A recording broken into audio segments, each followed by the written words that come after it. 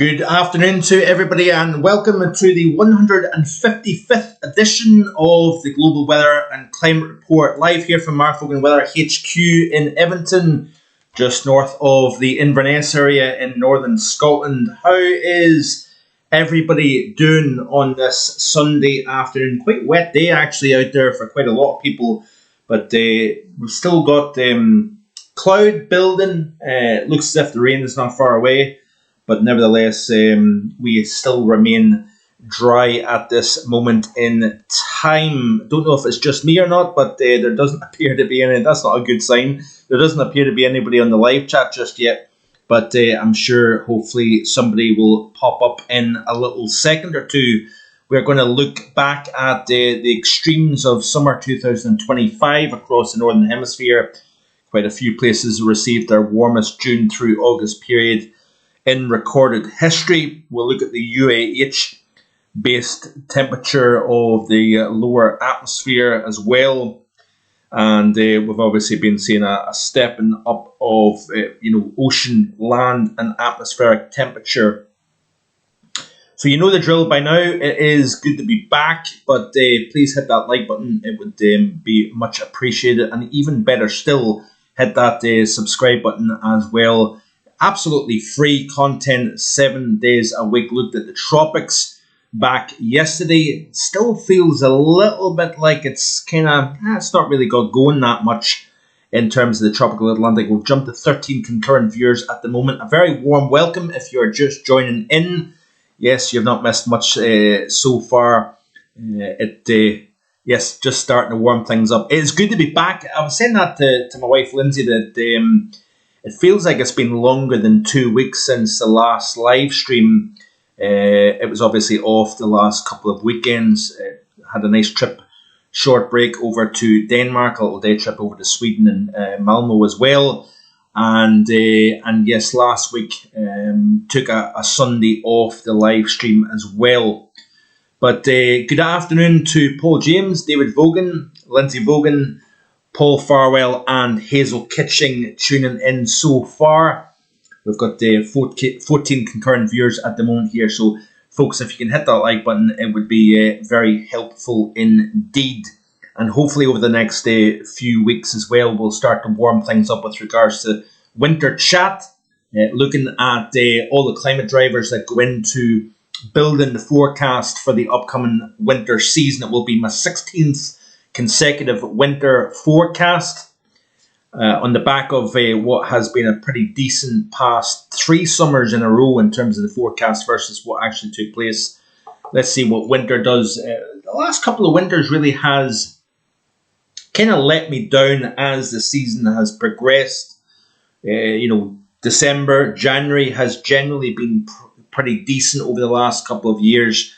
But we'll wait and see what happens with regards to the upcoming winter season here. So just kind of blabbling on at the moment here, waiting for more folks to join in. And then we will look at the summer just gone.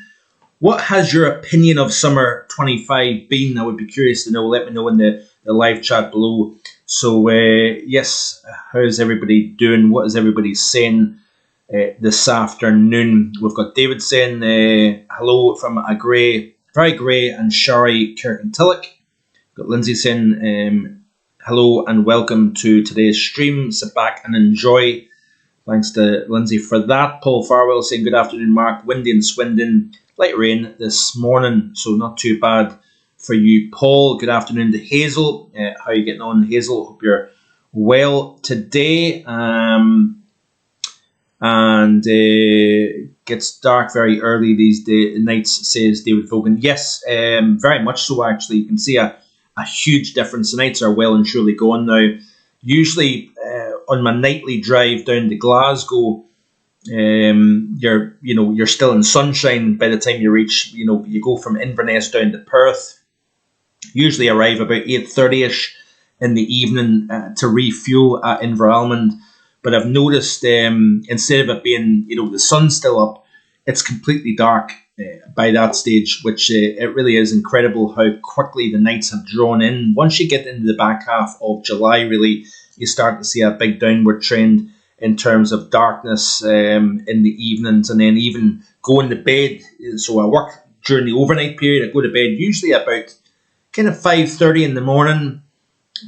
Daylight's now starting to just break, whereas, you know, a couple of months ago, the sun was up by that stage. I have to be honest, I actually prefer going to my bed in the darkness. It's something easier to for getting, you know, relaxed and unwound when you've got a dark and kind of a cooler room, as opposed to it being, you know, the sun beaming through. You've got the warmth, obviously, during the middle portions of the summer season as well. Very different story now, and I have to be honest, from a night shift point of view, I would far prefer this time of the year compared to the height of summer. So Paul's saying dry and cloudy here. Let me just see here. Thanks to Lindsay for the sticker. We've got John Bevan tuning in. Good afternoon to Paul. Hi Mark, what should the average temperature be to aid a cool or cold winter? I take it you're meaning what sea surface temperatures profile. Kind of let me know a wee bit more what you mean. That should be for September, right? Okay, so I think you're not wanting to have a particularly warm September, and certainly 2023 was a very, very warm September. I kind of feel as if it's going to be a wetter and cooler September based on what I'm seeing at the moment. But we'll wait and see what happens. More on that, John, coming up. So stay tuned. And I'm going to be talking more and more. We're going to look at the rainfall for the month of October and November as well. And it's interesting what the CFS32 is indicating in terms of wetter than average. Good afternoon to William McKendry. Hello, Mark. So you think we saw... I'll try and read between the lines here. Think we saw going to pay full all our good quarter. Take care, from William and Catherine. A little bit hard to make out what you're meaning there, William, but good afternoon to you anyway, my friend, and your good lady. So yes, let me just see here. What else? We've got 10 likes at the moment. We've got 16 concurrent viewers. Hit that like button. Lets myself and YouTube know that you're enjoying what you're seeing here on this channel. So I'm kind of just trying to look through some of the comments here, answer a couple of questions if I can, and then we'll get into the meat and bones of today's content here. So the UK, Ireland, China, North and South Korea, I believe, as well as Japan, have all recorded their warmest summer on record. I think it was the third warmest on record for France, behind 2022 and 2003. So 2003, 22 were ahead of 2025 in terms of the overall June through August temperature average. It really has been a remarkable warm summer across many areas of the Northern Hemisphere. We've seen multiple regions record all-time heat records, some national records, including Japan, for example, even up across the northern UK. Yes, for the UK as a whole, the extreme heat has not been exceptional. 35.8 was the record warmth in terms of the highest temperature in 2025. Obviously, that's a far cry from the 40.3 that was recorded at RAF Coningsby in Lincolnshire back in 2022. But it's the persistency of that warmth, and particularly warm overnight temperatures, that have kind of skewed the overall average figure for the UK as well as Ireland. Now, interesting enough, I don't think there's been that many tropical nights, basically nights that have failed to drop below 20 Celsius. That constitutes a tropical night for the UK and many parts of the world when you fail to drop below 20 Celsius. There's not been that many, which is quite interesting actually. But yet, generally speaking, for the 24-hour period, through the course of the day, through each day, week and month of summer, there's been a persistent warm signal overall, and that has allowed the temperature to be the warmest on record for the British Isles. But as well as Ireland, as also Met Éireann declared that back about 4 or 5 days ago. They basically released the stats that suggested that Ireland recorded its warmest summer on record as well. China, the Koreas and Japan surpassed their previous warmest on record, which was actually in 2024, which is interesting. So yes, good afternoon to our very own Chris over at Braemar, Ballater, Deeside and Donside Weather. Good afternoon to yourself, my friend. Don't worry, you're not really missing much, my friend. So it's good to see you. I hope you and your family are doing well. Paul's saying lots of extremes around the world right now. That is certainly the case, Paul. Not so much in the way of tropical activity, it has to be said. Let's have a very quick look at the global tropics, because for approaching the peak of the 2025 season, which is around about the 10th of September for the Atlantic Basin, we have no threat within the tropical Atlantic at the moment, which is pretty remarkable. We've got Storm Kiko, or hurricane, should I say, Kiko, that is east of Hawaii. That remains a strong system. I think it got to at least a Category 4 at one point over the last couple of days. That system will weaken as it pushes eastwards. It's going to encounter cooler waters, which generally means that the Hawaii gets more in the way of just a typical rainmaker, as opposed to damaging storm winds and whatnot. You tend to find the strongest systems that affect Hawaii come from the south rather than from the east. So that system will weaken as it makes an approach at the Hawaiian Islands. We've got an invest area over the tropical, very close to the equator actually. We've got an invest 92S in the Indian Ocean. We've got the tropical storm Tapa that is right on the southeast, or just southeast of China. We've also got invest area 21W. But for this time of the year, the global tropics remains very, very quiet overall, which is quite interesting actually. Yeah, so let me just see. Got friends out in Tenerife and warnings of that volcano erupting TD, I think. That's interesting. I didn't know that. Yeah, can anybody else allude to that? Mount TD? There's a threat of an eruption. That would be interesting to know, actually. That's from David Vogan. So thanks, Dad, for bringing that to my attention. Like I say, I didn't actually know that was the case. So let's have a quick look at the current situation across Europe. We will get into the summer chat and what has taken place in a few moments. But let's have a quick look and see what's going on at the moment. We've got this area of low pressure out to the west-northwest of the UK and Ireland. We've got this frontal system now that is moving eastward steadily. It's pushed through Ireland and Northern Ireland during the course of late yesterday and through this morning.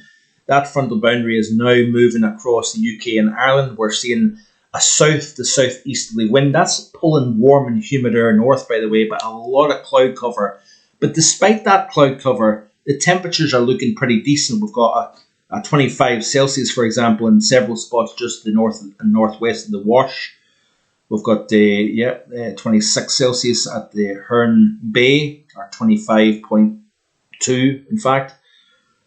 I believe there was a 26 in a few spots this afternoon. And then you can see here up along the Murray Coast between Elgin and Inverness, we've got a 23 Celsius at Dalcross at the moment. That's out by the airport.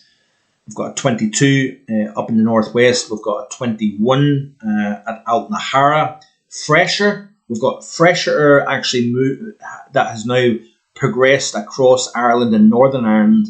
So winds have now switched to a more westerly out over Ireland, but we've still got that south to southeasterly wind running up through the UK, which means that we're seeing temperatures fairly warm, fairly muggy out there this afternoon. And like I say, we've got a fair amount of rain out there. If we look at this off Met Arian and UMETSAT, you can see here this area of heavy precipitation, particularly so the north of England, extending into southern and central Scotland. We've got a little bit of precip up here across the north, but nothing still. We're still remaining dry at the moment, but I would suspect that band of precipitation will eventually move into our part of the UK during this afternoon and into this evening. So we'll watch that going forward. Let's have a quick look then at current temperatures across Europe this afternoon.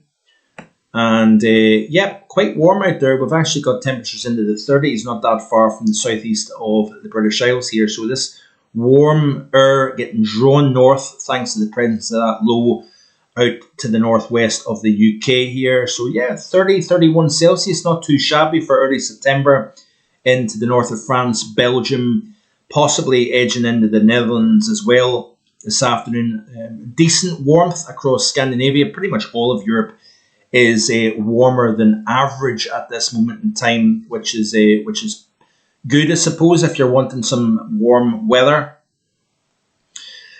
So let me see here. What else can I show? Let's just close a couple of these tabs. So this is the current situation at the moment. We've got a 981-ish area of low pressure to the northwest of the British Isles. Notice this pinch in the isobars, but you know the pressure difference between that low at 981 and the high at 1025. You then have an increased gradient, which means we've got strong southeasterly winds blowing. That is allowing temperatures in the far north and the southeast of the UK to be warmest anywhere within the region. There's that frontal boundary then that is going to continue to track its way eastwards and introduce not only the wind shift but fresher conditions as those winds turn from south to westerly. We're going to see fresher conditions moving in during the course of later today. Then we've got another feature that runs in. It kind of comes up against the resistance of this high to the east, and therefore it looks as if the GFS has this frontal boundary petering out as it tries to move eastwards. But we are going to remain in this kind of unsettled theme. There's an area of low pressure towards Thursday, early Thursday, according to the GFS.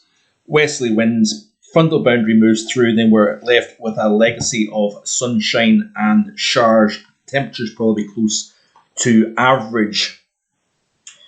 Not heard of an eruption there, but we'll look into it, says Paul James. Don't know how valid that warning is, says David. Can't remember where I read that.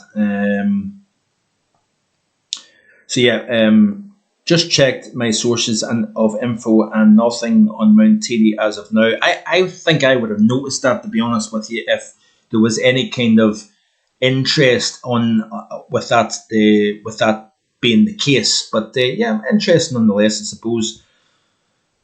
So let's look into what has taken place this summer season then. I want to show you this here. This is the UAH satellite-based temperature of the global lower atmosphere. Now, obviously, we've been seeing in recent years, I don't want to get into the politics or the nuts and bolts of the climate change stuff. Try to avoid mentioning that as much as I can. And the reasons for that is because everybody's got a divided opinion with regards to climate change and so on and so forth. So I don't want to start a debate on here. But we know that we've been warming up. There's no getting away from that. You can see the lower atmosphere temperature has been stepping up, coming off what was our period of close to average but below average. 2008 to 2011 was the last time we've seen kind of temperatures globally, both in the atmosphere as well as the land areas, below average. It's been a steady progress up. We've had a few periods where the global temperature, the global average, has dropped below the average line. But you can see here that we've seen a little bit of a decrease in the temperature within the global lower atmosphere in recent weeks, which is quite interesting. Hard to know exactly what the reasons for that would be. But nevertheless, I thought I would show you that. So that is that. Let's close that tab. I want to show you the mean zonal winds within the stratosphere. By the way, we are now seeing westerly winds at 10 millibars, which means that we've got the polar vortex is beginning to build once again. Obviously, we're rapidly decreasing daylight within the northern hemisphere up in the Arctic region. Therefore, the temperatures will continue to steadily cool as we progress through September and through the rest of autumn here. Generally peaks in intensity late December.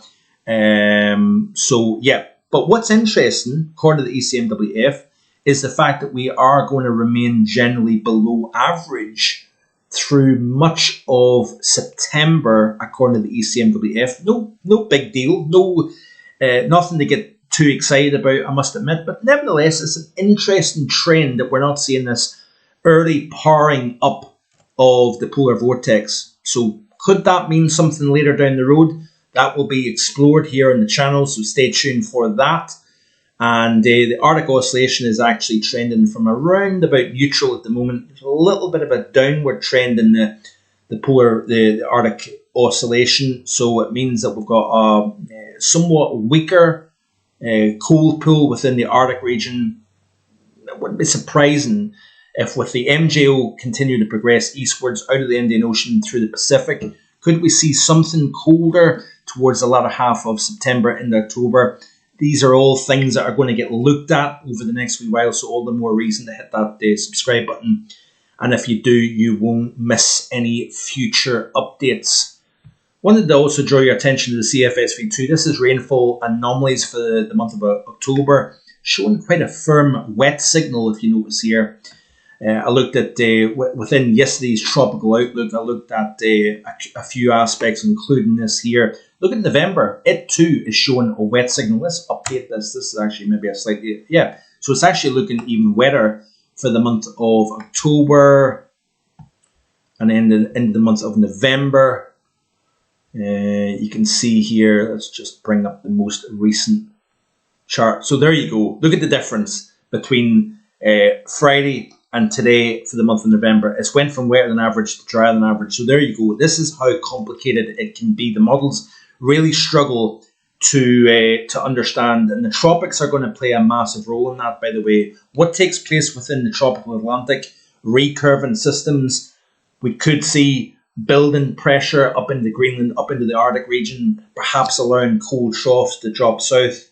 Who knows? But it's a very, very complicated period, time of the year. As the jet becomes stronger, we've got this most active period from a kind of average point of view at this point in time within the Atlantic Basin. While we've not got an awful lot of systems at the moment to watch, NHC basically has a zero probability of a tropical development over the next 7 days, which is pretty remarkable actually. It went from 90%, by the way, to 70% to 0% over the last few days, and that's because of drier within the tropical Atlantic here. So it's going to be interesting. I think we could be leaning towards a below average season, but there is a long way to go, of course.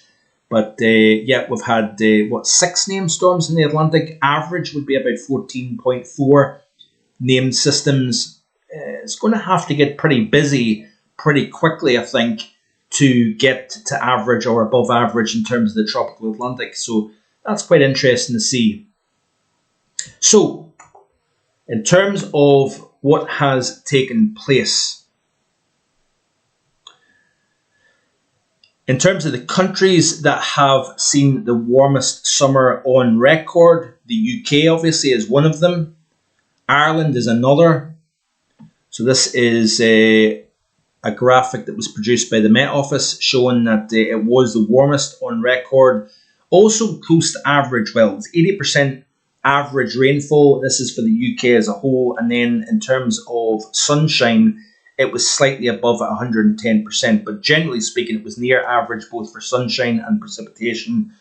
But it was 16.1 was the Celsius was the average across the entire UK. And it surpasses anything seen in any time in recorded history. It was also the warmest summer on record, surpassing 1995 for Ireland. For China, it was the warmest, beaten 2024. So just last year was the warmest summer on record for China. For Japan, it too beat 2024 for the warmest on record. You can see this steady increase in temperatures in Japan since 1900. So that is that. I want to just draw your attention then. Let's have a quick look at the global stuff then. And let me just see if I can blow this up to make it a little bit easier for folks to see. That might be better, hopefully.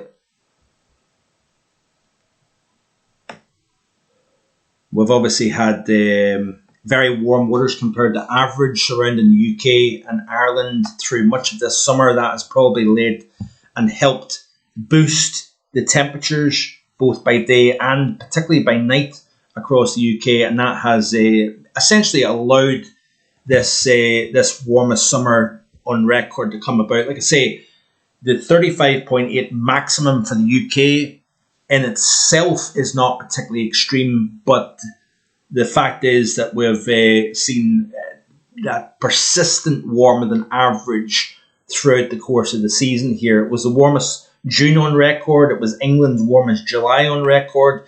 That also has a cumulative effect. This is the global temperature anomaly over the last, the period between the 1st of June and the 31st of August.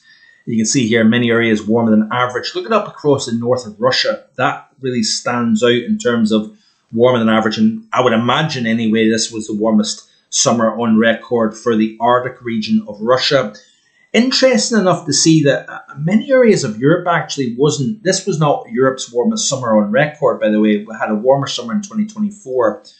But an interesting cool signal showing between Norway into the Balkan region and in the parts of western Russia. While much of Russia was warmer than average, the far western European portion of Russia was actually below average for the summer as a whole. South of the Black Sea, in the Turkey, in the parts of Greece, it was warmer compared to average, but not the warmest on record. Notice here that Africa has got quite a mix of warmer versus colder than average. For Australia, the winter was actually cooler than average, as you can see here.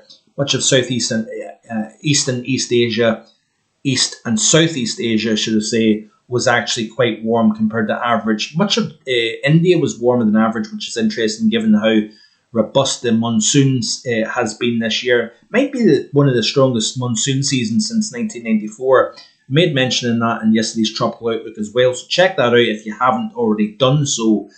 And over the next 4 weeks or so, it looks as if it's looking pretty wet compared to average. Just want to show you this here. So this is an interesting one in terms of the Indian monsoon. Sorry, I'm kind of jumping back and forward, but the monsoon progressing. This is off All India Weather, by the way, on Twitter. Quite a good handle to follow. But monsoon progressing smoothly with 9% above average for the season. In the next 15 days, it may cross the 10% mark. So 10% above average for the monsoon across India. And it may come under excess monsoon year category according to the IMD, or the Indian Meteorological Department. That would be the first time, based on a Google search, that potentially would mean that it's the strongest monsoon possibly since 1994. So, I don't know how accurate that is. That's an AI reply on Google. But nevertheless, that's quite interesting to see. And if we look at this here, this is, again, from All India Weather, showing that we've got quite a wet. So the purpley colours show wetter than average. The oranges show drier than average. You can see here over the next 4 weeks, this is 1 week increments. You can see here that the monsoon continues to remain quite strong over the subcontinent region of Asia. And we've actually had a very wet period overall. So if we go back to the article that is available on marvelandweather.com, let's have a quick look then at the rainfall for the June through July period. Sorry, just bear with me a sec. Itchy nose. So you can see here, this is over the past, over the past 30 days, which is August. Let's have a look at the past. No, it's not going to show it. I do apologise. Let me see here. In terms of rainfall.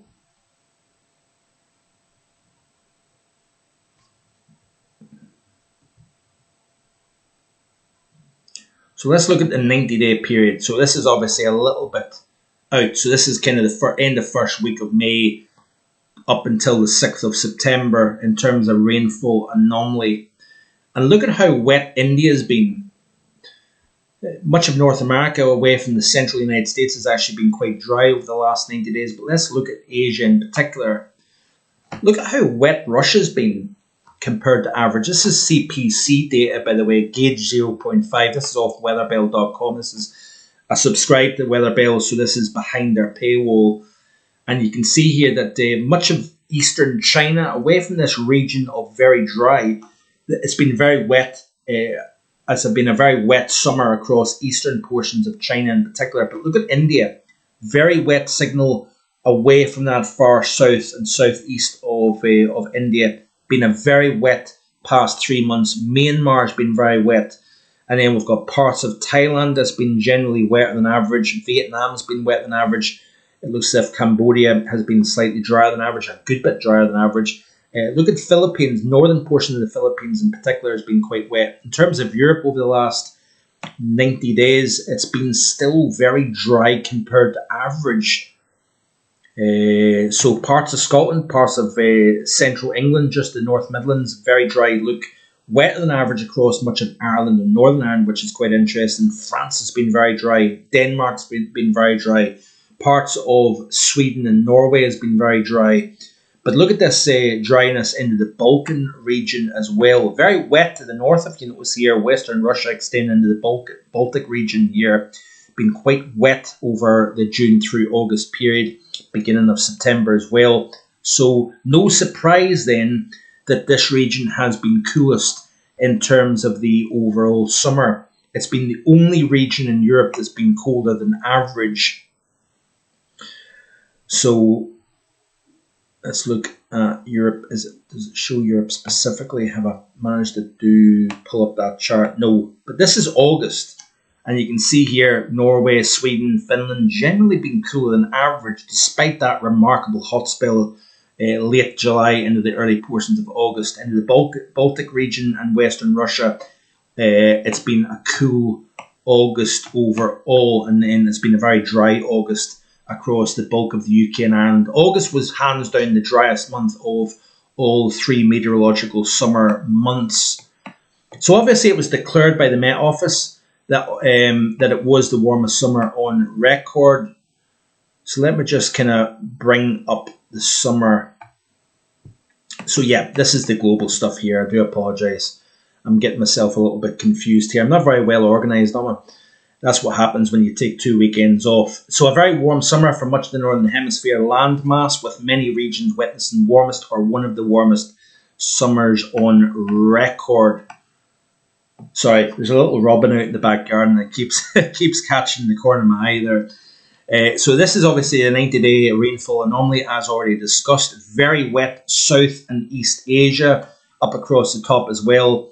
Dry across most of Australia. North America has actually been pretty dry, east, west, and north, with a wet central region here. This is the 90-day anomaly here for Europe then.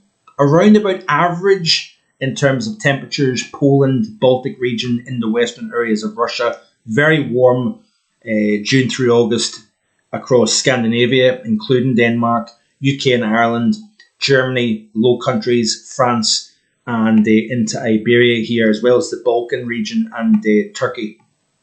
This is the rainfall anomaly for the summer.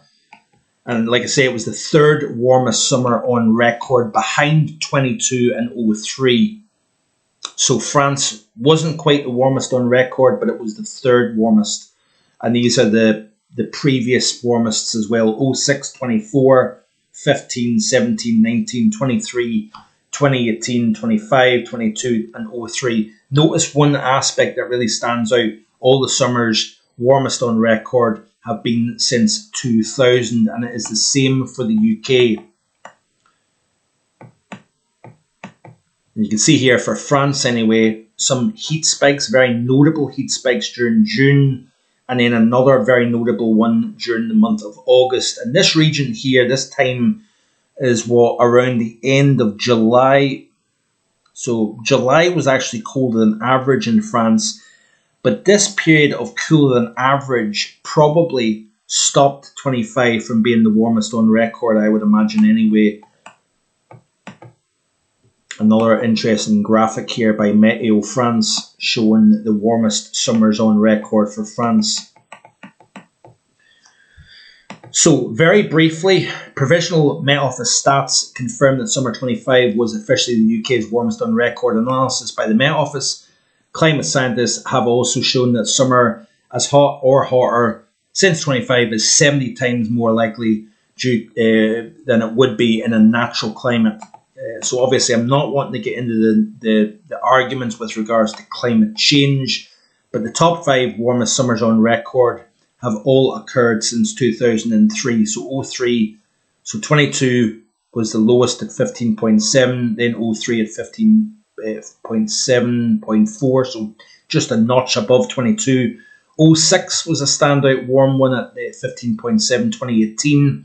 So basically 25 took 2018 off its perch as the warmest on record. Persistent above average temperatures is the standout. So regions that were over 1.5 degrees above average, very widespread. Everywhere within the UK was warmer than average during the summer season, which is quite notable. 4 heat waves, but no extreme peaks.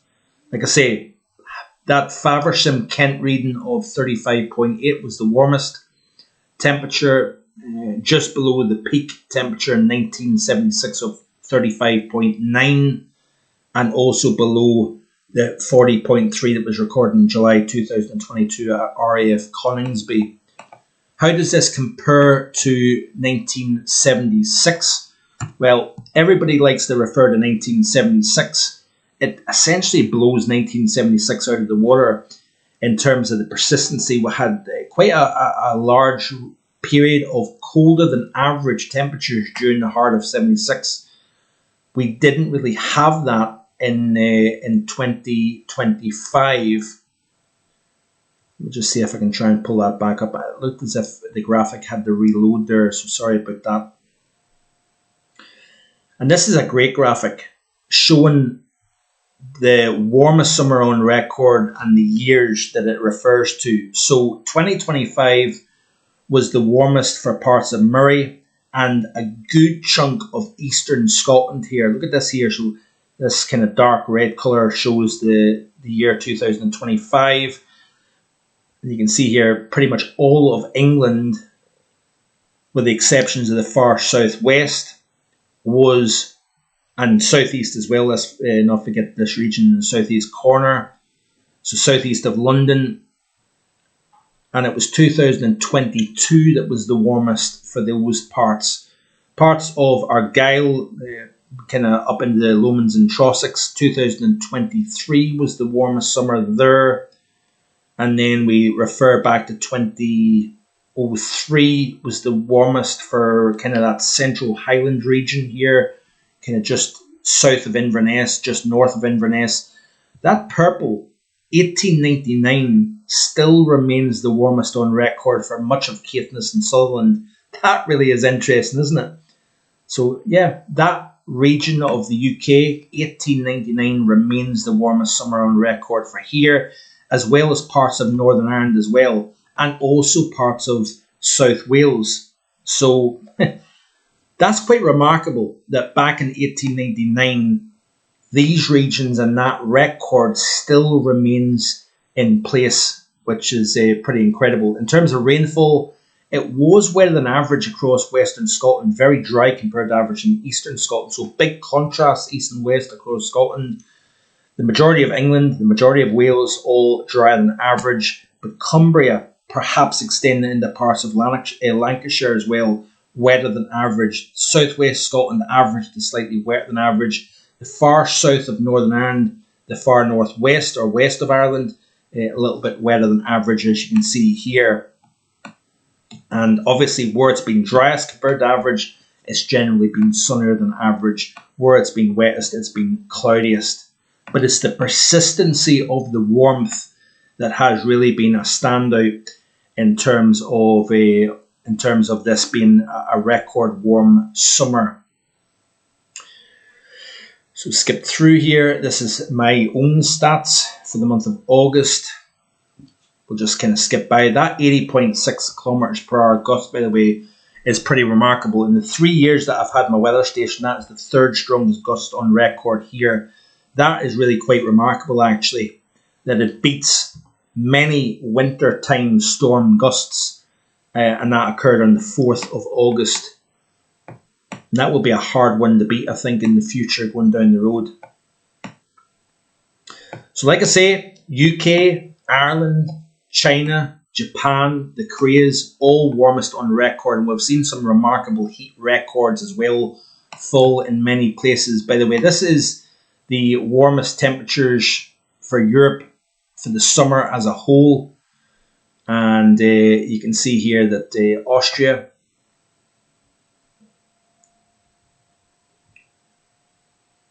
sorry, just bear with me. So Albania had 43.8, Austria 38.9, or 38.3 should I say, Belgium 38.3, Bosnia-Herzegovina 41 Celsius with 43.5 in Bulgaria, Croatia 38.2, Denmark 34 Celsius, France 43.4, some very intense heat waves in parts of France. Bordeaux, for example, recording its hottest day on record. Many areas in France, actually, despite this being the third warmest summer, some remarkable intensity of heat that we didn't see essentially in the UK during summer of 2025. Now, one standout is we've seen Iceland with multiple hot spells that the 29.8 Celsius recorded on the 16th of August at a place that I'm not even going to try and pronounce. That was the hottest August day on record for Iceland, and I'm pretty sure June recorded its hottest as well. I could be wrong. 31.1 in Ireland at the County Roscommon, I believe it was. Seen temperatures as high as 45.7 in Italy, 33.4 in Jersey. A couple of other standouts, North Macedonia, 42.7. Even in Norway, we had that remarkable string of consecutive days above 30 Celsius. I think in Scandinavia, parts of Finland had over 20 days above 30 Celsius in a row. Unbelievable stuff, really. So while the UK maybe didn't see, 38 to 40 Celsius, the 35.8 Celsius is still a very warm temperature for the UK. But it's other parts of Europe that seen some intense heat. Portugal and Spain, for example, 46.6 Celsius, very close to the all-time record for Portugal. Spain recorded 46.0 Celsius on the 28th of June. So it was Portugal was the 29th of June, and Spain was the 28th of June. These, by the way, were both monthly records nationally for Spain and Portugal back at the end of June with that hot spell. So even 43.4 in Romania was pretty impressive. Switzerland 36, Turkey. We've seen an all-time record of over 50 Celsius for the first time in recorded history in Salopi, which was in the Asian side of Turkey. Most of Turkey is in Asia, away from Istanbul. So that's why the hottest temperature was 39.5. Nothing exceptional for Turkey, it must be said, but that was back on the 26th of June. Like say UK 35.8 Celsius. But I want to show you another couple of aspects here from a global standpoint. New national record was achieved in Japan of 41.5, I think it was. I could be wrong with that. Let's have a quick look. I hope you're enjoying what you're seeing here, by the way. Hope I'm not waffling on too much. I hope this is of use and of interest to everybody. So Anne Foster saying, thank you, Mark, this is interest. I'm glad that you're enjoying it, Anne. Didn't Svalbard have a record? Yeah, I think they did, Chris. Braemar, Ballot, or D-side, Donside weather. I think they did. There certainly was a record recently. Too early to predict when snow will fall. Yeah, that's a question that was answered by Paul from Luca. So thank you, Paul. Yeah, it's still too early for snow chat just yet. There was an interesting run there on the models there back during the course of the work week of some Arctic air dropping south over the UK and Ireland, possibly a little bit of mountain snow if that was to materialise, but the models are back and forth quite a wee bit. always interesting, says Keith, frosty thunder saying, doesn't seem like any tropical storms will form in the Atlantic during the first half of September. Has it happened before that we've not seen any systems develop? I would need to look back at Phil Klotzbach's. There's Phil Klotzbach and there's a few other interesting back perch weather that provide very useful information regarding records and etc. But yeah, I'll have a look at that and I'll try and answer that question in due course. But yeah, like back in, when was this? 2 seconds again. I just have to move this to get the date right. But look at some of these records here. This was on the 1st of August. A new record for the United Arab Emirates. So a new August national record, breaking the previous record. This was 51.8 Celsius. We know that 50s happen in the Middle East during the course of July, August, even in the early September. But the impressive stuff for the UAE, 51.8 Celsius. I think Basra was the hottest during the month of August. In terms of global highest temperature, we've seen a remarkable heat wave, by the way, in recent times in western portions of Canada, while we're seeing unusual cold over the eastern side of Canada. Quite often that happens when you get a big heat dome develop on one side of the continent. You get downstream cold further east or further west.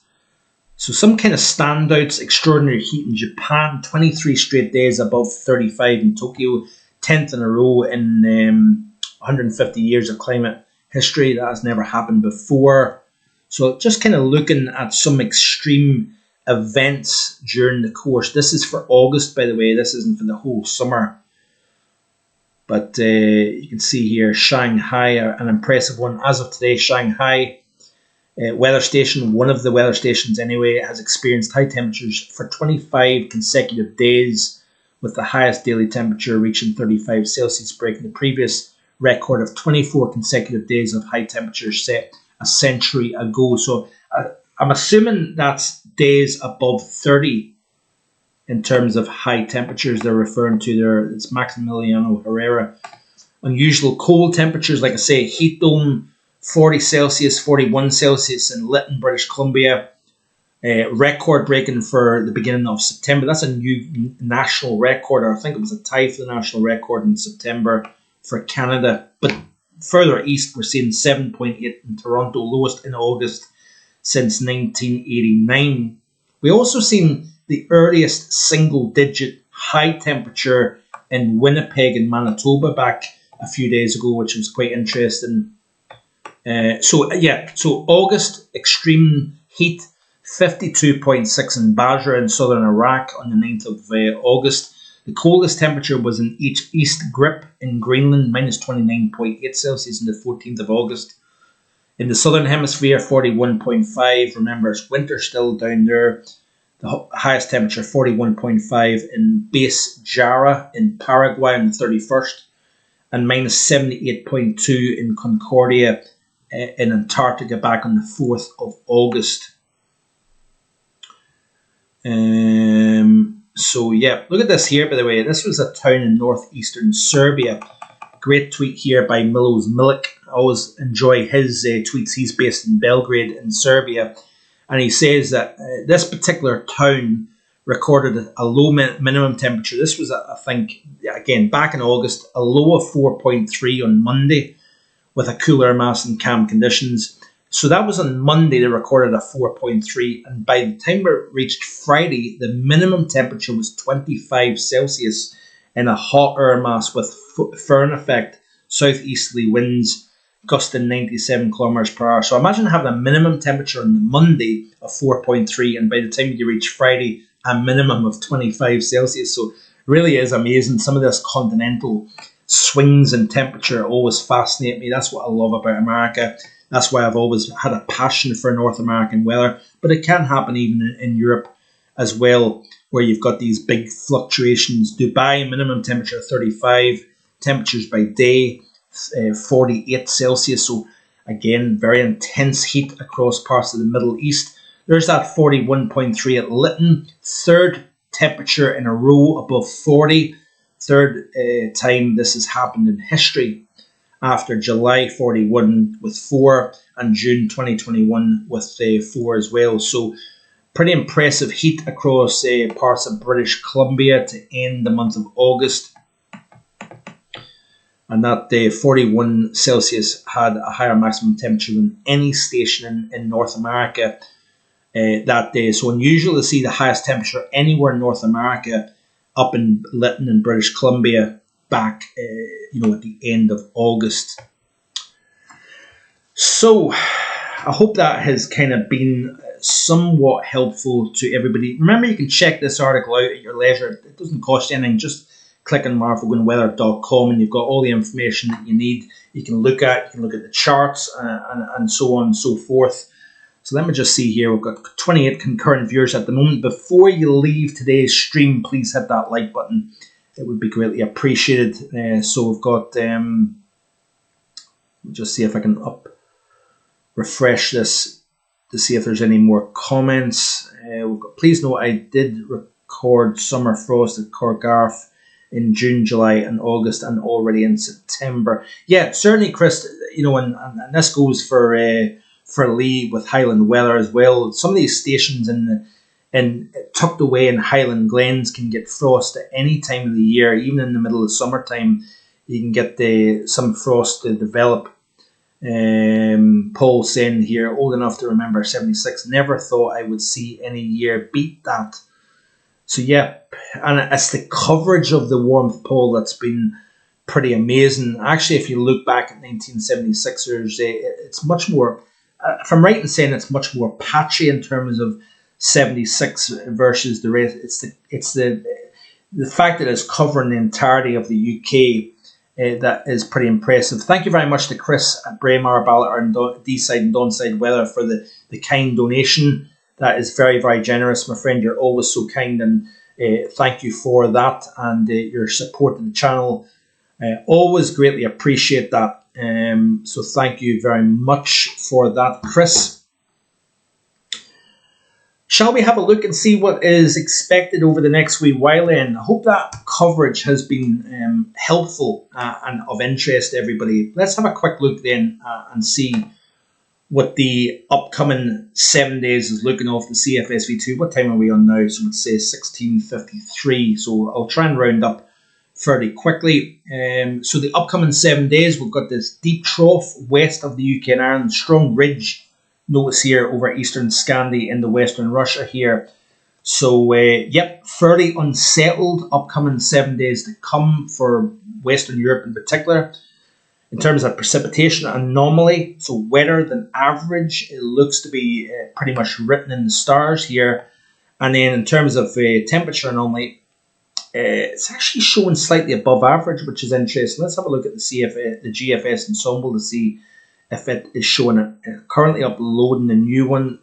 So yeah, showing the UK a little bit cooler than average, particularly west of the mainland UK, and then Ireland and Northern Ireland, it's showing cooler than average for this. So actually, the first 5 days is showing this, but if you go to the day 2 through 6, which is the 8th through the 13th, it's actually slightly below average further east. And then if we go to the 5 through 9 day period, it's still showing below average. Let's have a quick look and see what the month to date is looking. I should have actually looked at that, but I haven't. So let me have a look here first of all at North America. So it's been a cool start to September. Really east of the Rockies here, but surrounding the Great Lakes and the Central Plains states, it's been a very cool beginning to autumn here. In terms of Europe, it's actually slightly warmer than average for the most part. Cooler than average France and Iberia, if you notice, in the much of central, west and north Italy, far west of Switzerland and into Austria here.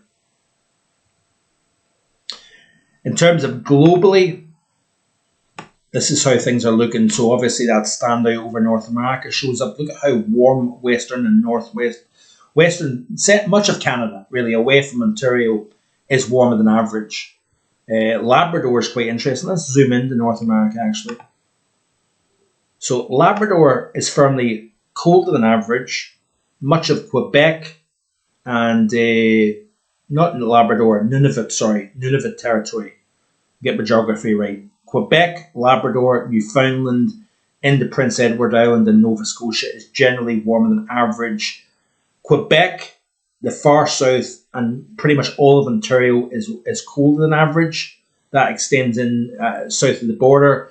But look at how warm British Columbia has been through the first week of September, up into Yukon, Northwest Territories, and Nunavut has been very, very warm compared to average. If we look at down under in Australia and New Zealand, it's been largely colder than average, away from parts of South Australia, New South Wales, etc., up into the far north of Victoria as well. Tasmania has been below average. Much of New Zealand's been warmer than average. Let's have a look at Asia then.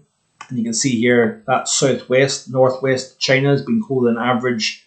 Northern portions of India has been colder than average, where it's been very wet. Along the foothills of the Himalayas, it's been warmer than average, including parts of Nepal and southern portions of India as well. Southern portions of Pakistan and Afghanistan has been generally warmer than average. Much of western and central Kazakhstan has been warmer than average. Western portions of Mongolia has been colder than average. But look at eastern China, look at southeastern China, look at Southeast Asia's firmly warmer than average. If you can see here, Japan has been really warm compared to average, but not as warm as parts of Europe and parts of northern Asia, firmly warmer than average. Let's have a quick look at South America then, and then we will round things up there.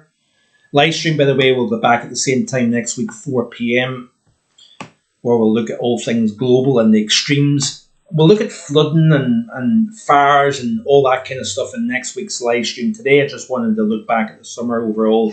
Much of Brazil warmer than average through the first 7 days of the month, away from the east and through the Amazon basin.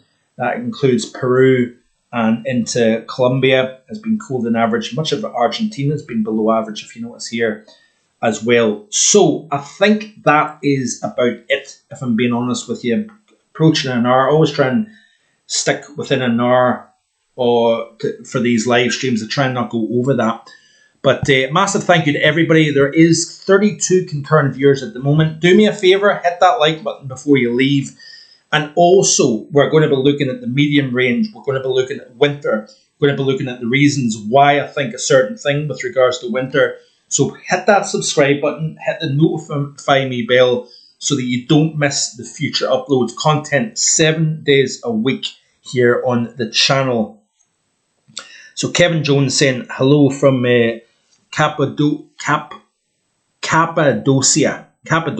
Turkey. I'll get there. About 25 Celsius today, just below the 850 HPA height. So 25 Celsius at around 5,000 feet, says Kevin in Turkey. So a good afternoon to you, my friend. Thanks for tuning in and thanks for your comment. Frosty Thunder saying, doesn't seem like I've already seen that comment. Thanks, Mark, for the great live stream. Thank you very much to Paul James and Lindsay for moderating today's stream. Always much appreciated for your support as well, by the way. Thank you to Braemar, Ballard, D-Side and Donside Weather for the kind donation and your ongoing support of the channel. Chris, thank you. And thank you very much to Jack Lowe, to Luca, to Keith Fletcher, who says, afternoon everyone, sorry I'm late. Not a problem, Keith. You can always look back if you wish, my friend. Always interesting, Mark, says Keith as well. Thank you very much. Thanks to Anne Foster. Thanks to Lindsay. Thanks to David Vogan for tuning in down in Kirkintilloch. Enjoy the rest of your day, Dad. And William McHenry over in Allness. And to Hazel as well for tuning in earlier also. So thank you to Paul Farwell. And I think that's pretty much it.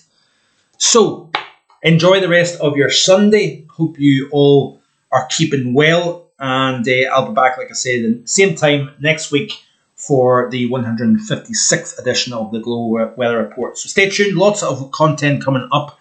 I hope you can join me for that, and have a great rest of your Sunday. Bye-bye.